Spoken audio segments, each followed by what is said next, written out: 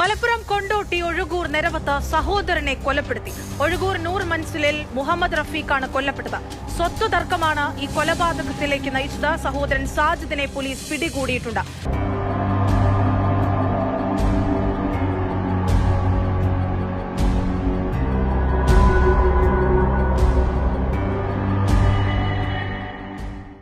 അസ്സലാമു അലൈക്കും, welcome back to Visal media. ഞാൻ ഫക്രുദ്ദീൻ പന്തവർ. ഈ വാർത്തകൾ കേട്ടല്ലോ, ഇത് മലപ്പുറം ജില്ലയിൽ നിന്ന് മുറയൂരിൽ നിന്ന് കേട്ടൊരു വാർത്തയാണ്. സ്വത്തിന് വേണ്ടിയിട്ട് സ്വന്തം സഹോദരനെ ഇല്ലാതാക്കിക്കാൻ ഔദുബില്ല, അള്ളാഹു കാക്കട്ടെ. നമ്മളെല്ലാ വീടുകളിലും നടക്കുന്നൊരു പ്രശ്നമാണ് സ്വത്തിന് വേണ്ടിയുള്ള പ്രശ്നം. ഇവിടെ എന്താണെന്ന് വെച്ചാൽ മുഹമ്മദ് റഫീഖ് 55 വയസ്സുണ്ട് ഇയാൾക്ക്. ഇയാൾ ഉമ്മാനെ കാണാൻ വേണ്ടിയിട്ട് വീട്ടിലേക്ക് വന്നതാണ്. അങ്ങനെ സ്വത്തിനെ ചൊല്ലിയിട്ട് നേരത്തെ പ്രശ്നങ്ങളാണ്. സാജിദ് അങ്ങനെ പ്രശ്നങ്ങളുണ്ടായി. അവിടുന്ന് അടിയായി, ഇരുമ്പ് വടിയൊക്കെ ആയിട്ട് അത്ര അടിച്ചത്. അടി മാരകമായിട്ട് പരിക്കേറ്റു.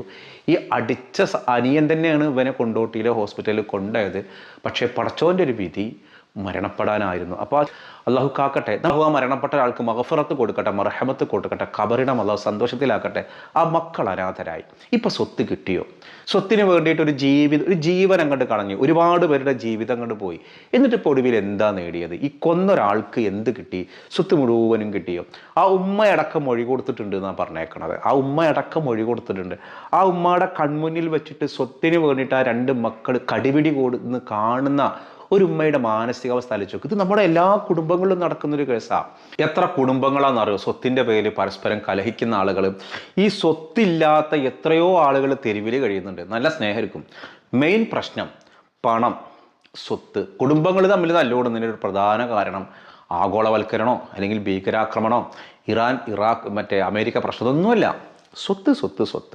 ഈ ഒരു തറവാട് വീട് ഉണ്ടാക്കിയതൊരു പക്ഷേ മൂത്താളായിരിക്കും. മൂത്താൾ നല്ലൊരു ഭാഗത്ത് ഗൾഫിൽ അധ്വാനിച്ചിട്ട് ഒരുപാട് കാശ് ഉണ്ടാക്കിയിട്ടാണ് ആ വീട് ഉണ്ടാക്കിയിട്ടുണ്ടാവുക.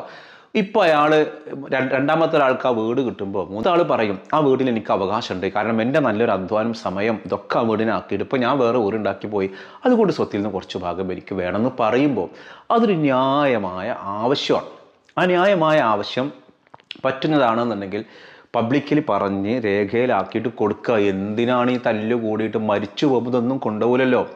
നമ്മൾ മരണാലോ. ഈ ഭൂമി ആരുടേതാണ്? അള്ളാഹുവിൻ്റേതാണ് ഈ ഭൂമി. അർളുല്ലാഹി, അള്ളാഹുവിൻ്റെ ഭൂമി. ഇതിൻ്റെ നടത്തിപ്പവകാശം ആരുടേതാണ്? ഇത് റസൂലുള്ളാൻ്റെ. ഇത് നമ്മൾ ജീവിച്ചിരിക്കുമ്പോൾ നമ്മുടെ കൈകളിൽ തൽക്കാലം വന്നൊരു കാര്യം മാത്രമാണ്. ഈ ഒരു സിദ്ധാന്തം മനസ്സിലുണ്ടായാൽ മതി. ഭൂമി ആരുടേതാണ്? അള്ളാഹുവിൻ്റെ. അത് വിതരണം ചെയ്തത് ആർക്കാണ്? റസൂലുള്ളാഹ്ക്ക്. ഈ ഭൂമി മുഴുവനും റസൂലുള്ളാഹിൻ്റെ ഉടമസ്ഥതയിലാണ്. ഇപ്പം നമ്മൾ താൽക്കാലികമായിട്ട് ജീവിച്ചിരിക്കുമ്പോൾ തൽക്കാലം അതിൻ്റെ ക്രയവിക്രയം ചെയ്യാനുള്ള അനുമതി മാത്രമാണ് ആരുടേത്? നമ്മുടേത്. അപ്പോൾ നമ്മൾ അതിന് വേണ്ടിയിട്ട് സ്വന്തം സഹോദരൻ ഇല്ലാതാക്കുക, വാപ്പാനില്ലാതാക്കുക, സഹോദരങ്ങൾ തമ്മിൽ തെറ്റുക, വഴക്കുണ്ടാക്കുക, ബന്ധങ്ങൾ നഷ്ടപ്പെടുത്തുക, ഇത് ഹബീബായ റസൂലുള്ളാഹ് ഇഷ്ടപ്പെടൂല. നമ്മൾ ഹബീബായ റസൂലുള്ളാഹിനെ ഇഷ്ടപ്പെടുന്ന ഒരാളാണ്, നമ്മുടെ ഉള്ളിൽ ആ ഇഷ്ടം ഉണ്ട് എന്നുണ്ടെങ്കിൽ, നമ്മൾ ആ ഇഷ്ടത്തിന് വേണ്ടിയാണ് നമ്മൾ പ്രവർത്തിക്കുന്നതെങ്കിൽ ആ ഇഷ്ടത്തെ നഷ്ടപ്പെടുത്തുന്ന കാര്യങ്ങളാണ് നമ്മൾ ഈ കണ്ടത്. ഇത് പല കുടുംബങ്ങളിലും നടക്കുന്നൊരു കേസ് ഇങ്ങനെയാണ്. മൂത്ത ആൾ വീടിന് വേണ്ടി ഒരുപാട് അധ്വാനിച്ചിട്ടുണ്ടാവും. ഗൾഫിൽ നിന്ന് നല്ലൊരു കാലം ആ വീട് പുരയിടൊക്കെ പണിത് ഉഷാറാക്കി.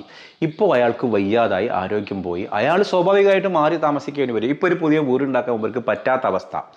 അപ്പം അയാൾ കുറച്ച് കാശ് ഇതിൽ നിന്ന് തിരിച്ചു വയ്ക്കുമ്പോൾ അനുഗണിത ഈ സൗകര്യങ്ങൾ മാത്രം കിട്ടി വളർന്ന എല്ലാ കേസും ഇങ്ങനെ അല്ലട്ടാ. സൗകര്യങ്ങൾ മാത്രം കിട്ടി വളർന്ന ഒരാൾ അത് വിട്ടുകൊടുക്കാൻ തയ്യാറാവില്ല. അവിടെ നിന്നാണ് ഈ കലഹം എന്ത് ചെയ്യുന്നത്, ആരംഭിക്കുന്നത്. പല ഉമ്മമാരും ഇതിന് വകവെച്ചു കൊടുക്കും. ഈ മൂത്താളല്ല, ഈ പൊക്കോ, അതൊക്കെ എൻ്റെ ചെറിയ കുട്ടികളുള്ളതാണ്, ഓ പാവാണ്, ഓനോടൊരു പ്രത്യേക വാത്സല്യം, അങ്ങനെ. അപ്പോൾ ഒരു ഉള്ളിൽ വലിയൊരു പക. ഇത് ഒരു മോഡൽ. ഇനി വേറൊരു മോഡലുണ്ട്. പെൺകുട്ടികൾക്ക് സ്വത്ത് മുഴുവനായിട്ട് കൊടുക്കില്ല, കുറച്ചേ കൊടുക്കുള്ളൂ. അവർ ചോദിക്കുന്നത്, ഞങ്ങളെന്താ ഉപ്പാൻ്റെ മക്കളല്ലേ, ഞങ്ങൾക്ക് മുഴുവൻ സ്വത്തുക്കളും, മുഴുവൻ സ്വത്ത് എന്ന് പറഞ്ഞാൽ ആണുങ്ങളെ പോലെ സ്വത്ത് ഞങ്ങൾക്കും കിട്ടണ്ടേ എന്ന് പറഞ്ഞ് അവർ വാശി പിടിക്കും.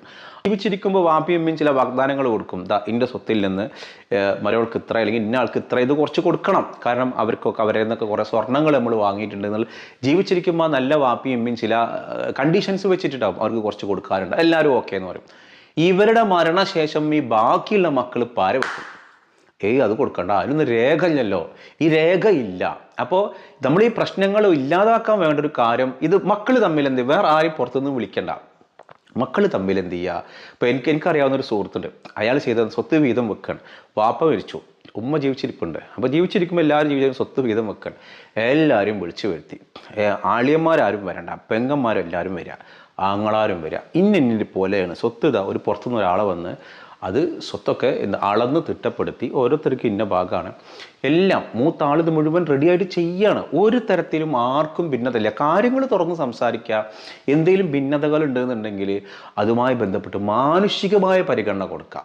അത് നമ്മൾ ചെയ്യുക. സ്വത്തിൻ്റെ പേരിൽ ഒരാളെ ജീവൻ എടുക്കുന്ന ഒരു സാഹചര്യം പല കുടുംബങ്ങളിലും നിങ്ങൾ നോക്കിക്കോ. ഇല്ലീഗലായിട്ട് നിയമങ്ങളെ ദുരുപയോഗം ചെയ്യുന്നവരുണ്ട്. എങ്ങനെ ദുരുപയോഗം ചെയ്യുന്നവർ? ഒരാൾക്ക് 2 പെണ്ണുങ്ങളുണ്ടാവും, അല്ലെങ്കിൽ ഒരു പെണ്ണെന്നെ ആയിക്കോട്ടെ. ഒരാളൊരു കല്യാണം കഴിച്ച് ഈ കല്യാണം കഴിച്ച ആളോട് ബാക്കിയുള്ള വീട്ടുകാർക്ക് ഒരു താല്പര്യം ഉണ്ടാവില്ല. പല കാരണങ്ങൾ കൊണ്ടാവാം. പാവപ്പെട്ട വീട്ടിൽ നിന്ന് കല്യാണം കഴിച്ച്, ഇഷ്ടപ്പെടാത്തുള്ള കല്യാണം കഴിച്ച്, അങ്ങനെ ഇയാളങ്ങോട്ട് മരണപ്പെട്ടപ്പോൾ അതൊരു ശരിക്കൊരു കേസ് ഉണ്ടായതുണ്ട്, ഞാൻ പറയാം.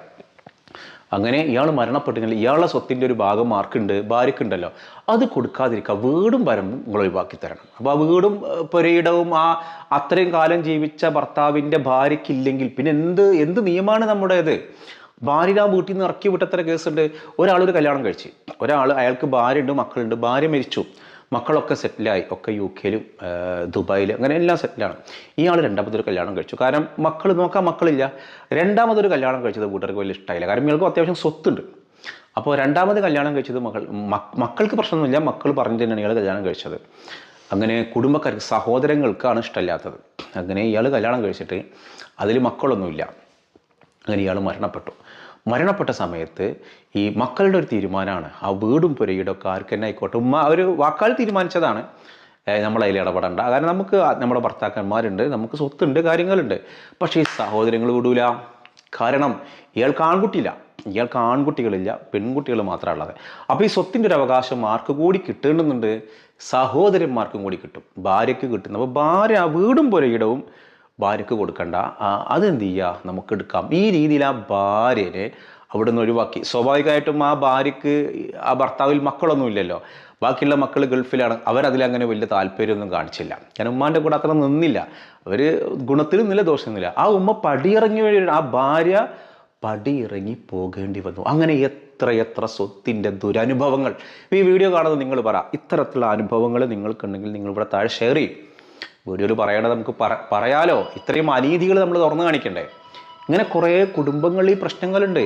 അപ്പോൾ സ്വത്തിൻ്റെ പേരിൽ തുറന്ന് സംസാരിച്ച് നല്ല രീതിയിൽ വിഷയം സബ്ജക്റ്റ് എന്ത് ചെയ്യുക, അവസാനിപ്പിക്കുകയാണ് വേണ്ടത്. അല്ല, ഒരു അവയർനെസ്സിനായിട്ടാണ് ഞാൻ ഈ വീഡിയോ പറഞ്ഞത്. മരണപ്പെട്ടു പോയാൽ ആൾക്ക് അല്ലാഹു മഗ്ഫിറത്ത് കൊടുക്കട്ടെ, മർഹമത്ത് കൊടുക്കട്ടെ.